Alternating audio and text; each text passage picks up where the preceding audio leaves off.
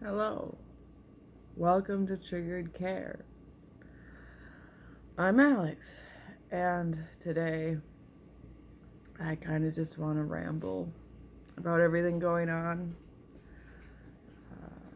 As a lot of you may have heard, there was a shooting down in Kenosha that has started protests and the violence started with the shooting, because obviously a shooting of an unarmed black man is pretty flippin' violent. But I was actually in Kenosha quite a bit over the winter. And I feel very emotionally drained. I feel overwhelmed. My dog will be pacing throughout this entire video probably because he ate a box of Pop-Tarts that is also overwhelming me. But the state of current events and this country is overwhelming. And I have spoken to a number of people in the last few weeks about their mental state. And we all have something in common. And that being our memory is really horrible. And the things we can manage to remember are high adrenaline situations. The bad things going on, the stressful things going on, and everything else just melts away into no memory. And I was talking to a friend about the memory issues when it clicked for me after hearing her tell me about the stressful things going on in her life with some clarity, and then just blanking out on the rest of what's been going on with her, and realizing, oh, I know what this is.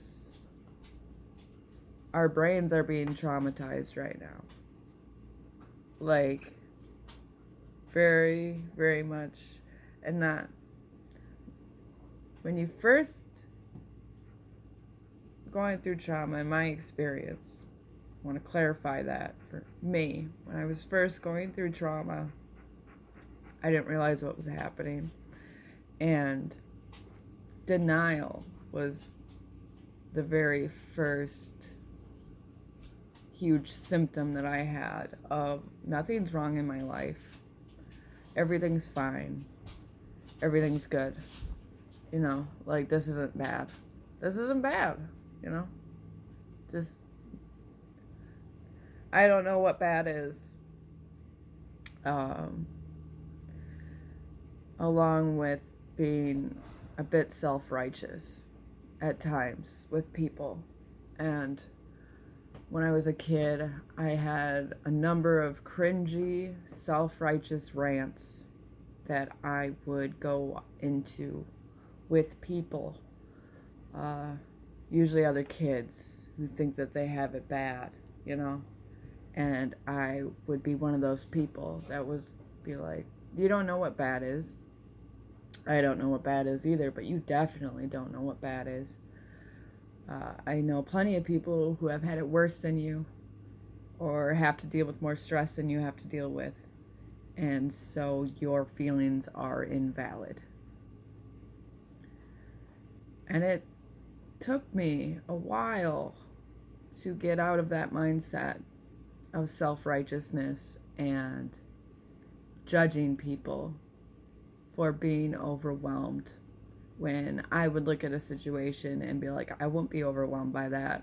What's your problem? Toughen up. And it took me a while to get out of that. It really did.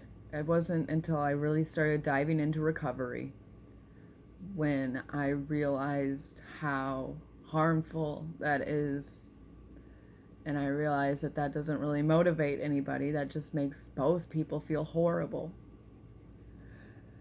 Because while you're in a self-righteous rant, it can feel good. It can feel like you're proving something to somebody or whatever it is. But the thing is, no matter how much you tell them that they shouldn't feel the way that they're feeling, that doesn't make their feelings go away.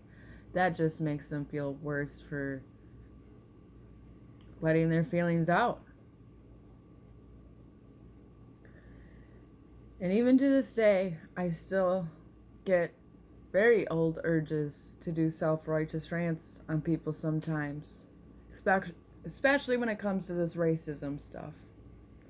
Of, I want to speak for minorities, and I want to yell at, it's not just white people who are racist, but from what I'm seeing, a lot of white people on my Facebook saying some really ignorant, anger-invoking things. And I want to do a rant on them and tell them that their feelings are invalid and that they don't know what the fuck they're talking about because they cannot empathize the slightest bit to what it's like to be a minority in this country. And I can't empathize with what it's like to not have white privilege, because I have the privilege. I have the way. I can try to imagine what it's like, but I can't actually put my soul into those imaginings because I'm white and I can't change that.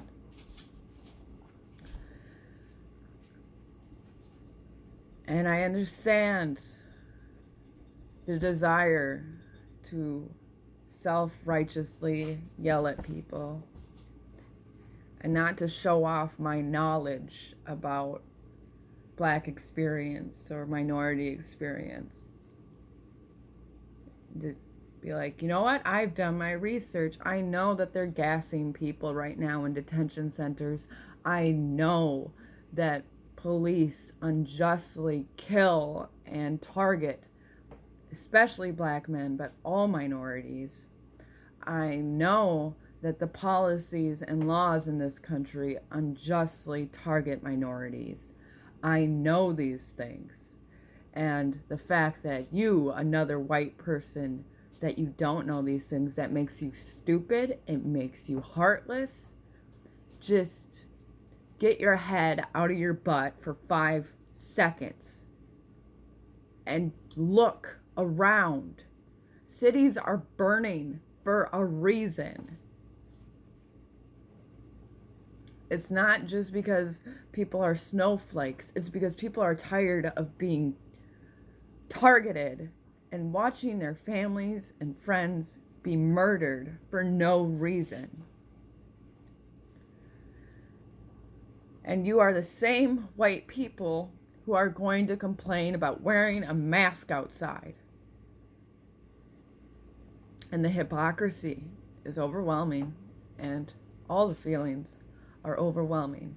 But it does occur to me that self-righteous rants right now are not going to help, because it didn't help back when I was a kid, and it's not going to help now. It's going to make things worse.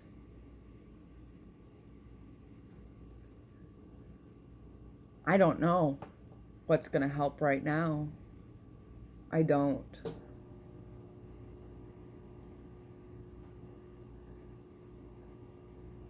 I guess just sharing feelings and experiences, because that's always been what my advice has been, even for me. And I'm at a very fragile point in my mental health right now of I'm at a loss of what to do. I feel overwhelmed. I feel tired. And the hopelessness is just there. And I'm getting nightly anxiety attacks where all of a sudden I'm trying to go to sleep and my brain just starts screaming at me, I can't do this anymore. I can't. There's no way that I can do this anymore. There's so much pain going on, and there's so much bullying, and there's so much denial that hurts.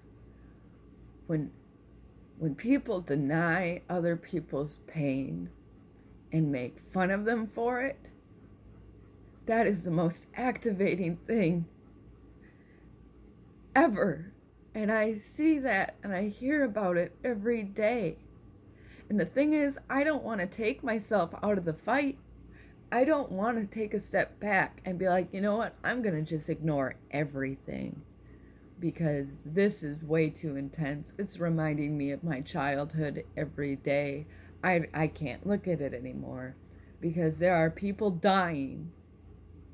There are people who need people to speak up and be like, hey, this is not right.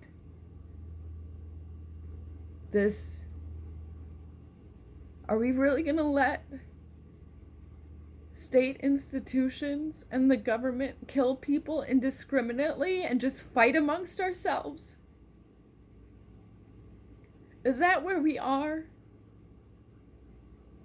And I know it's hard to ground, and I know that it's hard to see past the stupid things our family and friends are saying, and even our acquaintances where we don't know them that well, but we see them saying racist, ignorant stuff, and we're just like, screw you, I hate you. I know, but we gotta do something. We gotta do something. Because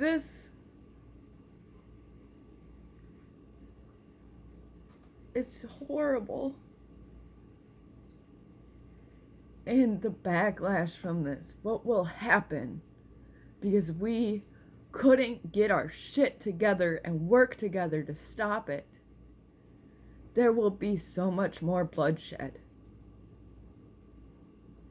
There will be so much more pain for generations to come.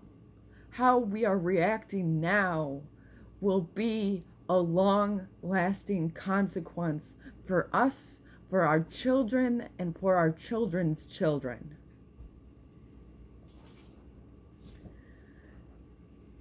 So I guess I'm just urging people to stop yelling at the people who can't change things, and we need to start yelling at the people in charge of things. Because my uncle's racist attitudes aren't the ones writing the policies. It's our lawmakers. And it's the police officers who are enforcing racist policies and just telling people that that's what they're ordered to do. That is making everything worse. And that's hurting people. And it's causing riots. And all of us poor people, all of us peasants, we need understanding and support where we can get it. And I don't mean to just agree with whatever racist crap comes out of somebody's mouth, because screw that crap. But I'm talking about asking them about their family life, asking them about their personal life, asking them what their struggles are so they can feel heard and make room in their brain for learning something new.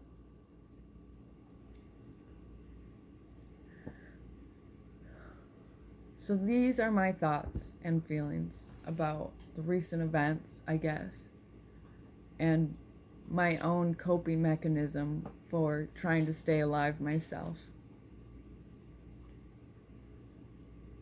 I hope everyone's having good ones, and just hang in there with me, please.